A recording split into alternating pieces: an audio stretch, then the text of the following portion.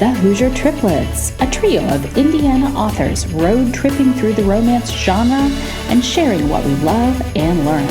Welcome to our podcast.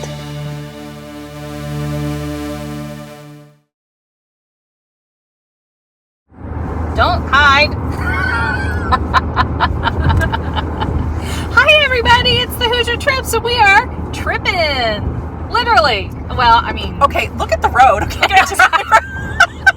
okay, sorry. What were you saying? I was just saying I have to move around because I'm strapped in the back. I'm hiding. Sure. I'm hiding over here. Don't hide. Oh my gosh. Look at her. Look at your pigtails are so cute. I took them out. Oh. So I didn't look like a hippie. So But no, I think, and I try to be very cognizant of when I use self-published versus independent, like indie.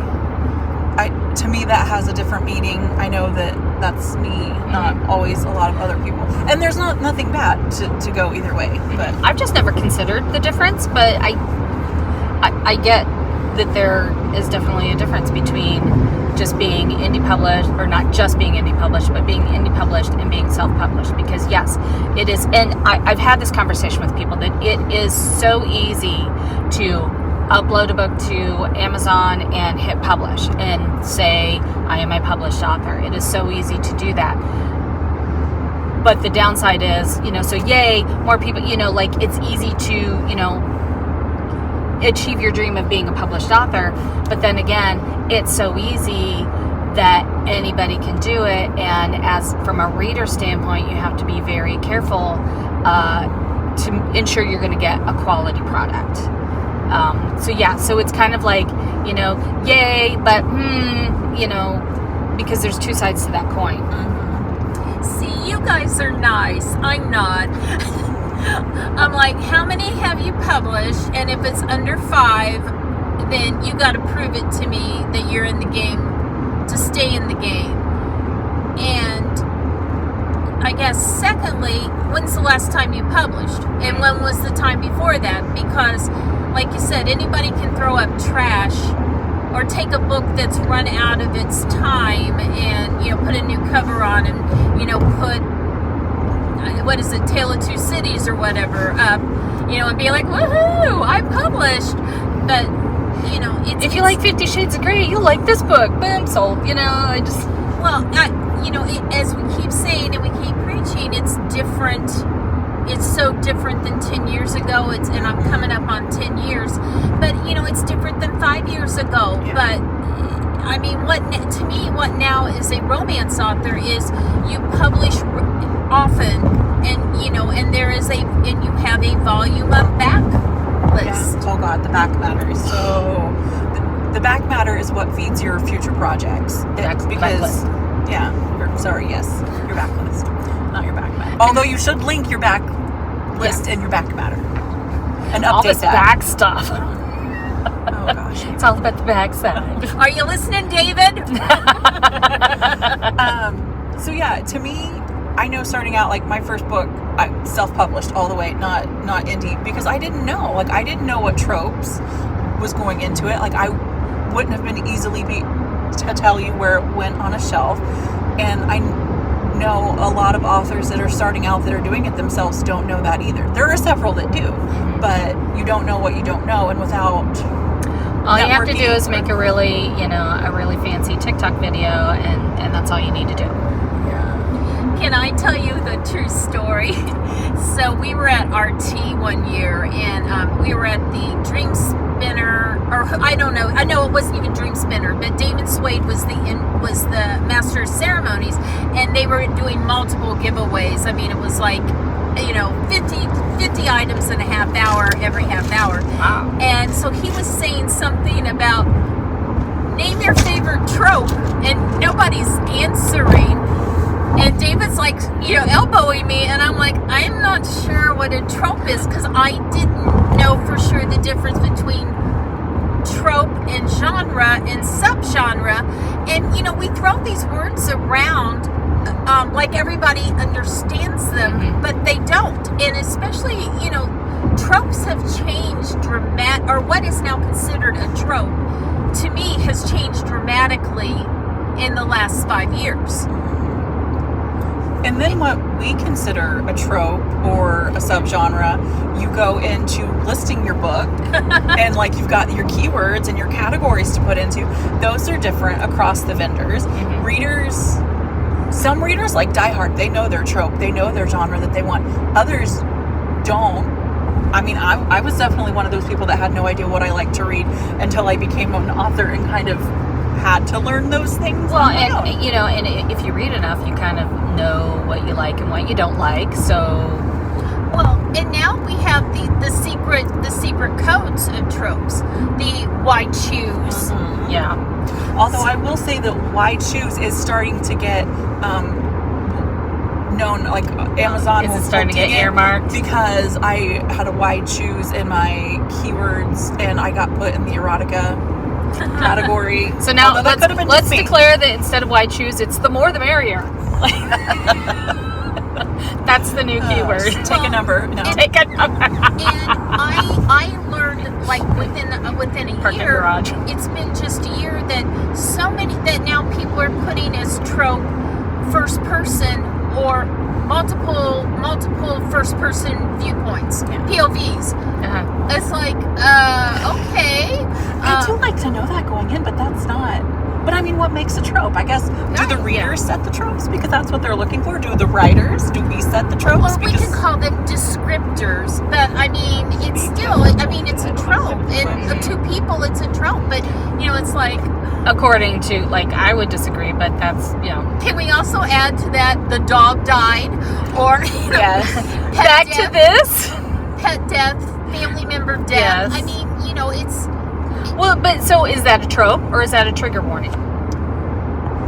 Oh, well, for me, the pet death would be absolutely a trigger warning. Yeah, that's the Thank you, Nevada Bar, for wrecking me forever on mysteries. That is the only trigger warning I need, but that's the same with movies. Like, I know. So an author that I really enjoy reading, she has not. I don't know that she puts them like on.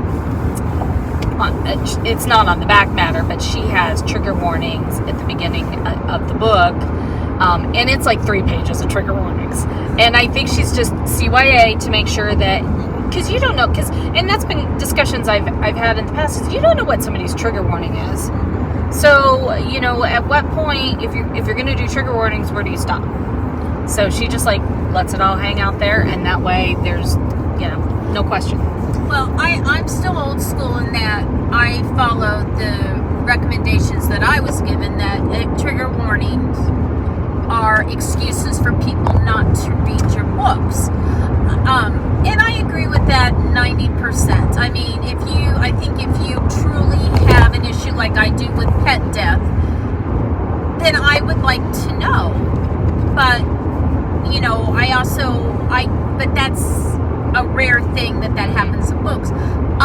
I saw a trigger warning this past month that I had to Google some of them because I didn't know what it was. I mean, you know, so it's like, okay, now we're getting really scary. I think in some part, trigger warnings have turned into a marketing tactic too. 100%. Because dark romance we know sells well, and like if you get a book banned for dark romance, like there's your selling point right there.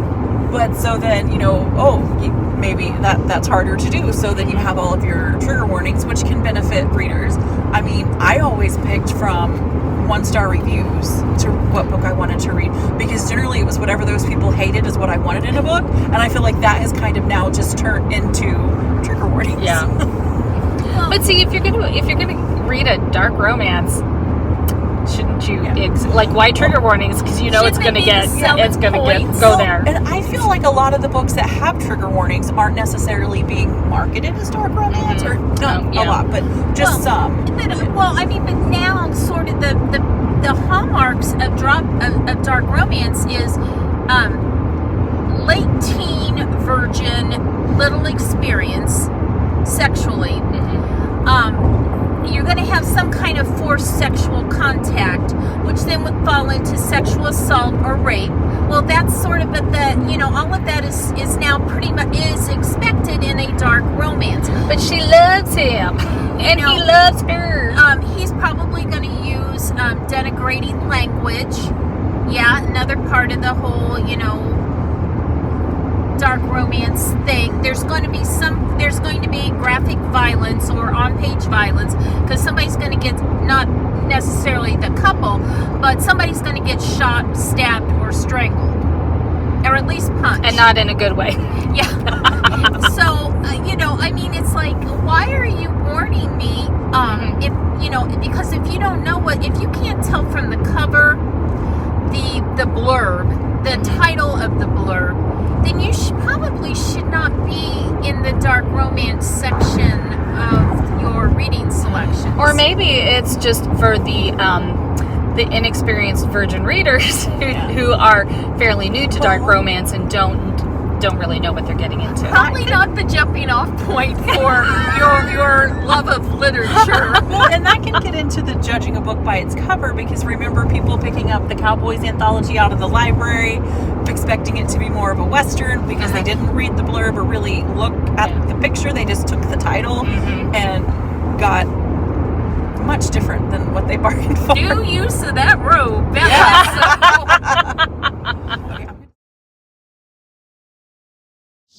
Hey, it's the Hoosier Trips, and we are live poolside at a writer's retreat.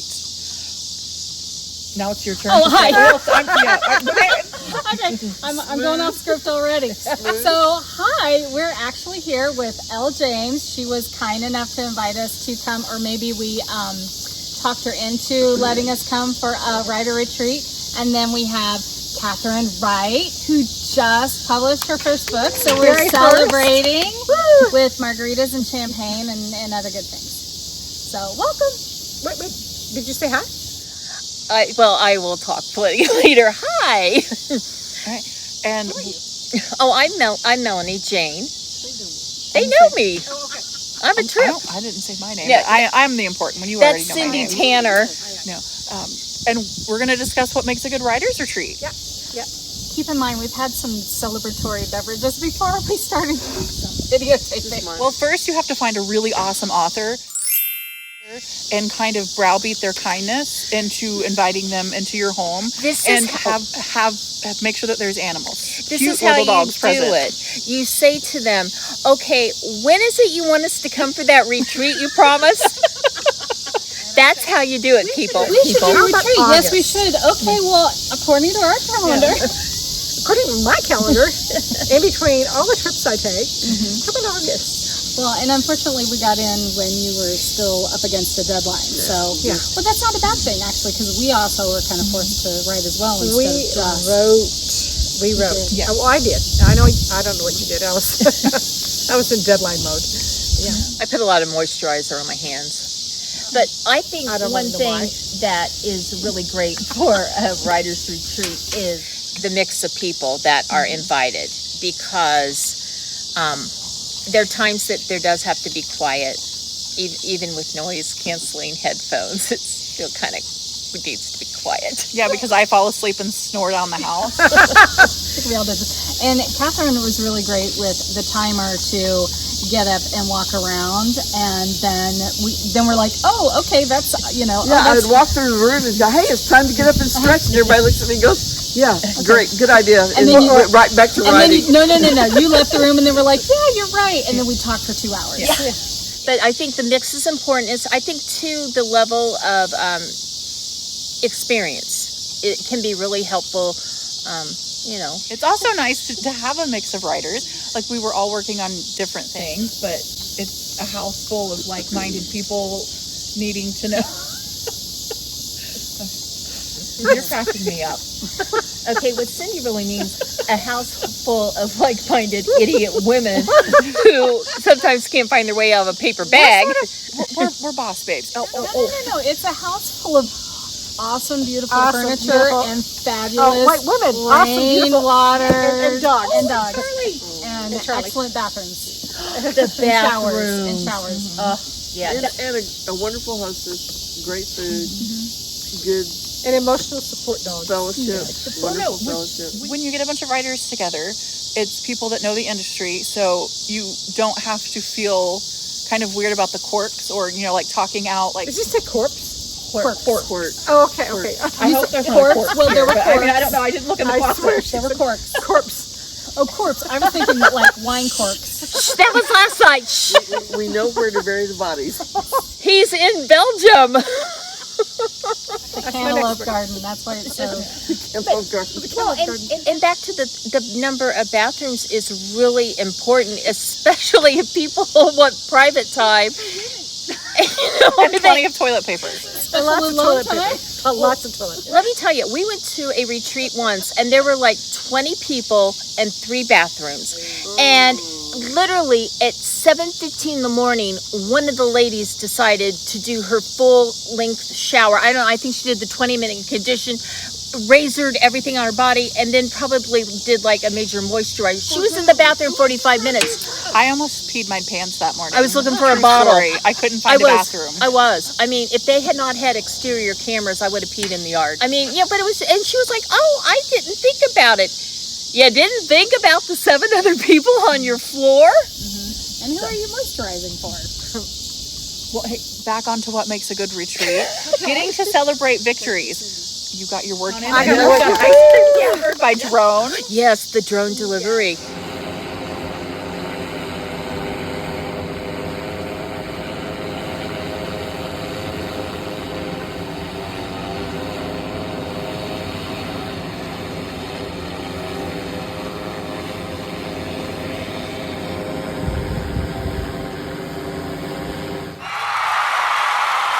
You got your first book up, and we celebrated with an awesome dinner and some champagne and wine. And did we get a date for a double release? I'm not gonna. No, I'm not saying dates, but You're not committing. I'm not committing. I have people work with me. We have this damn book out, but I have a full 3 more romantic comedies planned out, and another one like halfway written. So, and yes, one to publish. I got some words He in. lies. Yes. It's never coming out. I met my goal. I got stuff done. I got a lot of marketing research done, which was, and what I consider outlining, like 4 books, which I don't really outline. So it's like 8 sentences for all 4 books together. But Well, and I think that segs into at a retreat. I think it helps too if there are multiple locations with comfortable furniture where you can write, and also the ability to move around from place to place. Because I've been to a retreat where there was limited seating in a living room, incredibly hard seats at a dining room table, and then the upstairs lounge. But if you stayed upstairs, you were a snob because you weren't coming downstairs. And it's like, my years of sitting and writing on the floor are done. I can't, you need a winch to lift me up. and watching the romance movie last night was a lot of fun.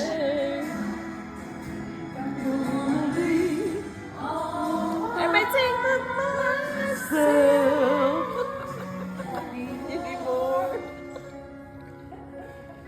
Well, that was sad, y'all. No, I slept through it. Yeah, I enjoyed watching y'all fall asleep on the floor. Was it? It was a good movie. I mean, Sam, you Can't go wrong. Did they get together? Did she write a book? Yeah.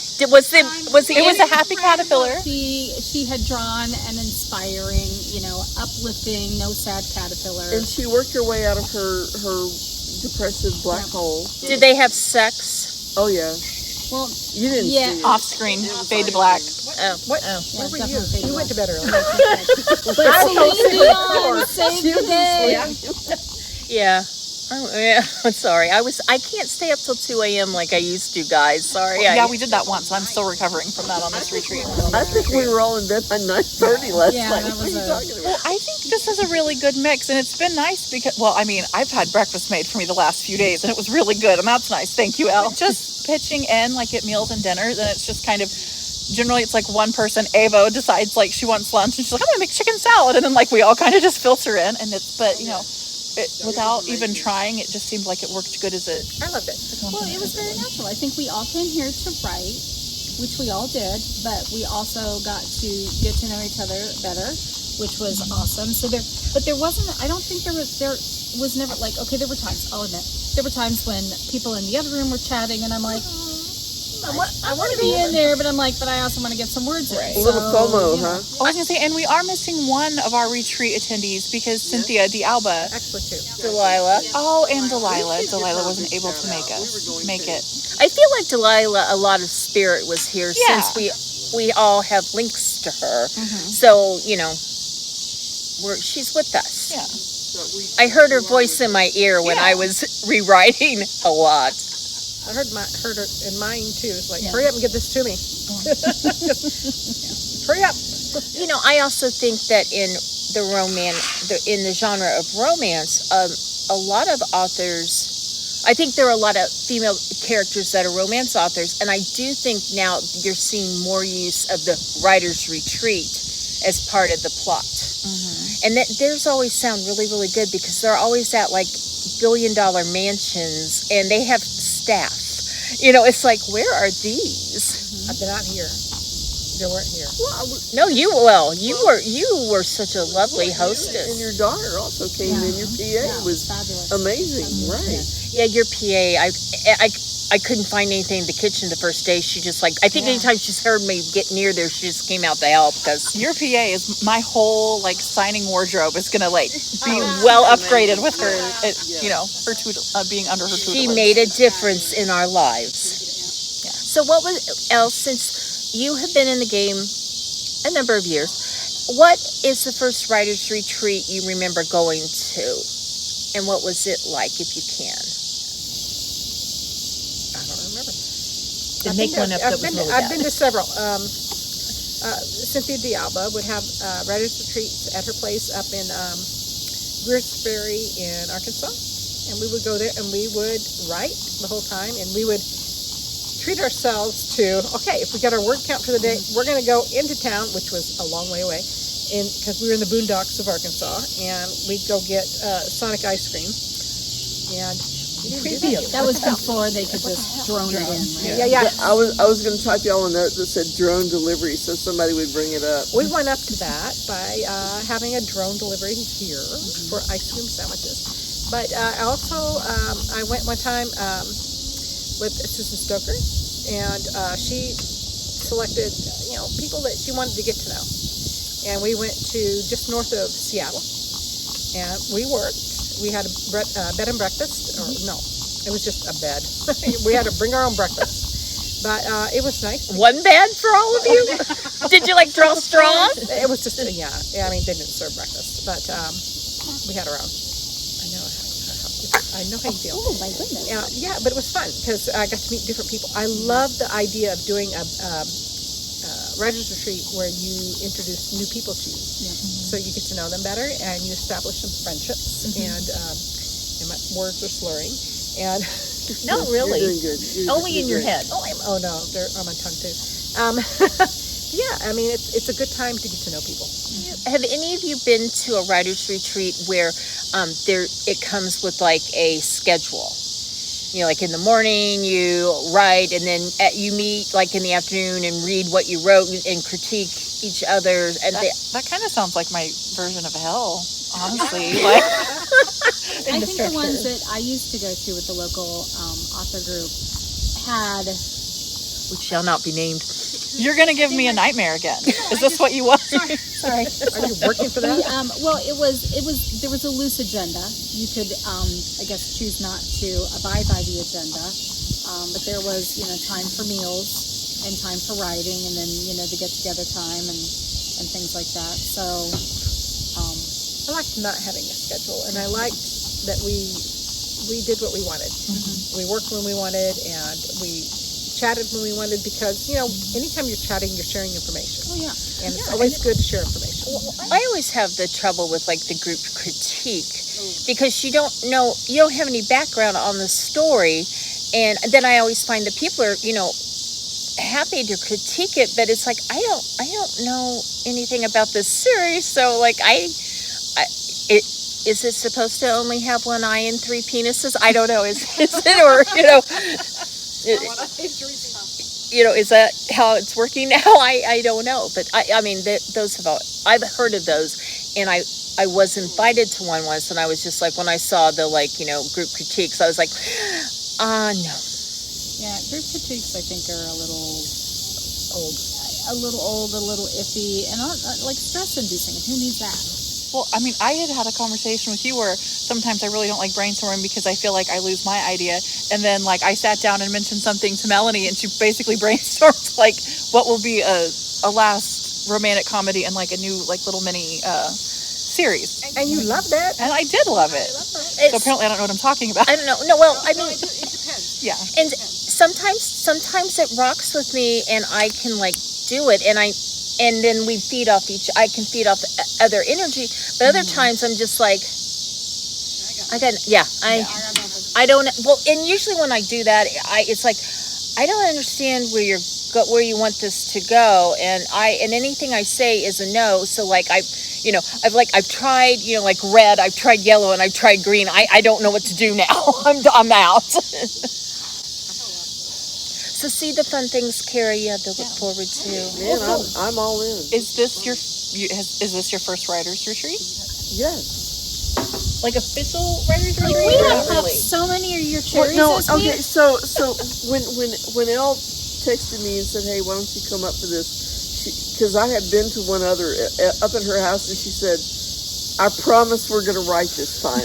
So yeah. Is that because you had a book due, or I have a reputation of making people like, don't bug me while I write? We had a book due. Last time I did not. Yeah, last time it was like, oh hey, let's go go to the pool. We didn't do much writing at all. Well, I mean, just because like my buddies know that at least 3 hours a day, don't bug. I mean, like I have to have 3 hours a day, so I didn't know if like you had heard the word. I had no idea. I was going to do my own thing no matter what. So I had to get it done. Well, she was up against the deadline, so. Yeah, but we all kind of did our own thing. Yeah, we did some writing, and there was some afternoon nap taking. It was nice. Intentional and accidental. When you're hungry, drink when you're thirsty, sleep when you're tired, write when you got it. We didn't really have a structure, but we kind of loosely did. I have looked forward to like the end of the day, like coming outside, the pool time, even if I didn't get in the pool, just like to relax and unwind. Because sometimes after I write, I have a hard time like coming down from that like headspace. And I can be up all night, and then I drag the next day, and it kind of can throw everything off. So basically, anytime anyone heard a rattle in the kitchen, we somehow all managed to have to walk through just to see if food was coming out. Or you would smell it. Oh my gosh, everything smelled so delicious. The lasagna tonight smelled amazing. That's amazing. Good cook. Good stuff. And Ava too. Oh, thank you. In the kitchen. I just tried to follow directions. It's always an adventure. I think the other thing about coming to now we're in your home, so that's different. But for the rest of us, we all left our home, left those home responsibilities, left those family responsibilities, so that we could just concentrate on being an author, and that has been so rejuvenating. Just talking with other people that speak your language. Yes, absolutely. Makes all the difference. Just getting exposed to all of us have different skill sets and knowledge, even if like we have the commonality of being authors. So that is always really nice.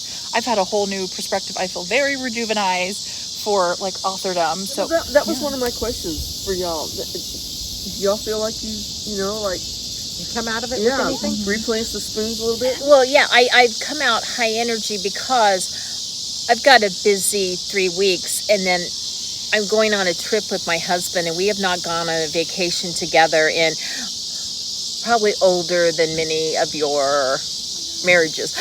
So it's been I wanted to get this book rewritten. I'm going to get edits back. I want those taken care of, and then I'm not going to do anything booky until I get back in October, which then I have a release day. I know. I'm not going to add to my list of things to get done in October. You never know when a werewolf comes into my world, people. I can't help it. Any closing remarks? I think maybe something from the great Elle James. What? Putting you on the spot. Sing a song for us, Elle, or make an awesome sound. The drinking song. We had like the sing along with the romance movie last night, and we had popcorn, and we like chatted in bed until like 3 a.m. one night. So I was like, oh my god, it's like in high school. And then last night she's like, okay. At 10 o'clock, we have a cutoff tonight. 10 o'clock. And then I'm like, okay, I'm going to roll over. I'm done. She's like, it's only 9:30. You still have half an hour before No one ever says, I want you to keep talking, MJ. Okay, you guys do your thing. I gotta go write for the rest of the night. So yeah, I'm gonna go do that. And I did. Where did you write all night? Huh? Since I In went. bed. Oh, wait, okay. I didn't know. So you can write in bed and not be like, I'm just gonna like close my eyes for a few minutes, lay prone on my pillow, and I can get up and hit it again. That's what it is. That's deadline does. That's the temptation. Okay. But no, having to get it done, the deadline will keep you up. And yeah, I just stay awake. Well, we can wrap it up. And I wanted to say a big thank you to Elle for having us. Thank you. That's a long way for you guys to come for a writer's retreat. You know what? It was definitely been- absolutely worth it. Yeah, don't try to become her new friend because we already got those We spots. overbooked We call dibs. Yeah. Here. One of us is going to have Lick to her, die. she's mine. Wait. I licked her, yeah. Ew. Ew. It's okay, I'm used to my dogs licking me.